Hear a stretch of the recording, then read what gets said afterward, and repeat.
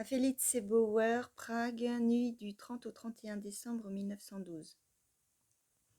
Enfin, ma chérie, j'entends que tu as fait une promenade et j'en suis heureux. N'est-ce pas depuis des mois la première heure passée au grand air? Te sens-tu véritablement bien dans cette vie qui éprouve tes nerfs? Je suis curieusement calme à présent et il semble que ce ne soit pas seulement de la fatigue. Mais tôt ce matin, avant que ta seconde lettre n'arrive, j'étais comme dans un tourbillon, sans raison apparente, certes.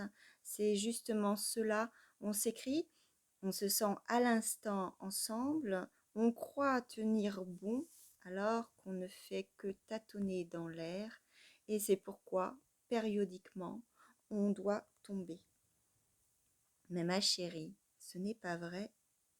Nous ne nous quitterons pas, et si l'un de nous tombe, l'autre le relèvera. Cette mademoiselle Lindner m'a paru dans ta lettre comme mon tribunal pénal. Sans qu'elle ne m'ait rien écrit jusque-là, je sens bien assez rudement son reproche. Ma chérie, tu m'as prouvé ton amour par le biais de longues lettres. Montre-le-moi maintenant à l'aide de lettres courtes. N'écris pas à côté de je ne sais quelle bougie quand la lumière électrique est coupée. Cette pensée m'empêche de respirer tant elle me soucie. Or, tu fais des travaux ménagers. Or, tu souffres à cause de tes parents. Or, tu pleures à cause de ta sœur à Budapest.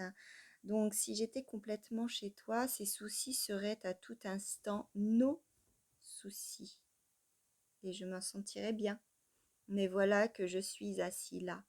Ma montre fait tic-tac dans la poche de mon habit, toujours trop fort. Je la cache là à cause de son mécanisme trop bruyant. Et je mets ma tête au martyre pour trouver un moyen qui pourrait t'aider et m'aider. Pourquoi, en fait, une lettre de ta sœur t'arrache-t-elle des larmes? Qu'est-ce qui ne va pas? A-t-elle le mal du pays? Rien que le mal du pays? Mais elle a pourtant son mari et son enfant, et à Budapest, parmi environ 100 000 personnes, il y en a bien quelques-unes qui parlent allemand, et dans 2 ans, elle peut, si elle le veut bien, avoir appris le hongrois. Est-ce que son mari n'est pas chez elle? Il est peut-être souvent en voyage? Quelle est la raison principale de ta tristesse et de ta compassion? Du reste, il me vient à l'esprit qu'elle est peut-être déjà à Budapest depuis plus de 2 ans et elle ne s'y est toujours pas habituée. Et donc, elle a juste son enfant. Où y a-t-il de la place pour la pitié? Tu l'as dit toi-même à ces dames étranges dans votre salle de dactylographie. Et je ne l'aurais pas dit autrement, en étant parfaitement conscient qu'en l'occurrence je me jugeais moi-même. Car ce sont des mots qui sont constamment sur le bout de ma langue et que je répète souvent autant que de besoin. Justement, dimanche après-midi, Max m'a dit, dans un contexte similaire, « Tu parles comme une fille ». Mais ce n'est pas tout à fait exact, car dans un bon florilège de citations de Napoléon, où je jette un coup d'œil ces derniers temps autant de fois que je le peux, on relève cette expression: il est terrible de mourir sans enfant. Et il n'est absolument pas du genre pleurnichard.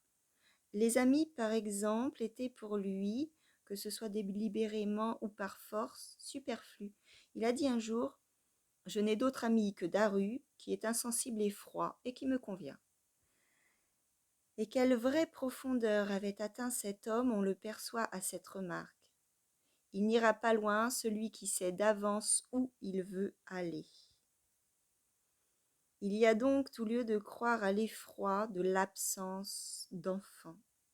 Et pour ramener cela à moi-même, il faut que je sois prêt, car indépendamment de tout le reste, je ne devrais jamais m'exposer à l'entreprise risquée d'être père. Je ne sais pas comment il se fait que, depuis quelques jours, toutes mes lettres finissent dans la tristesse. Ces temps-là viennent et passent, je t'en prie à genoux. ne m'en tient pas rigueur. J'ai aussi réalisé trop tard que la lettre arrive le matin du jour du nouvel an et qu'elle doit inaugurer une nouvelle année qui doit nous appartenir de part en part. J'ai à cette fin trouvé aujourd'hui un nouveau lien entre nous.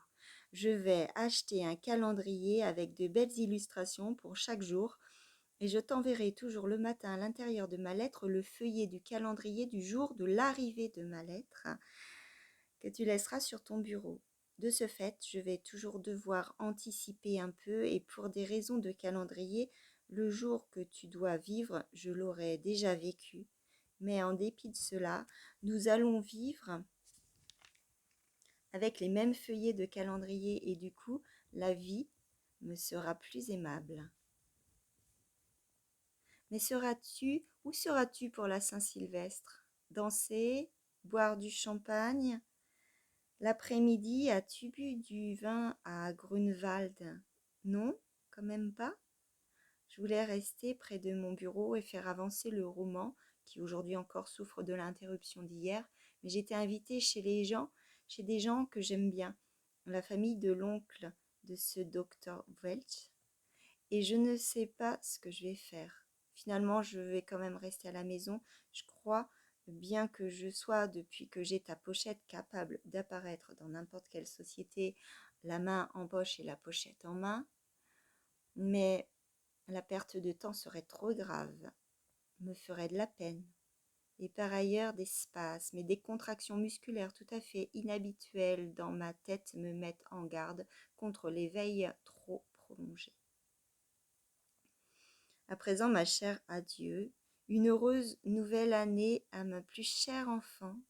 Une nouvelle année, c'est justement une autre année, et si l'ancienne nous a laissés séparés, peut-être que la nouvelle nous fera avancer ensemble par miracle et avec force. Avance, avance, nouvel an.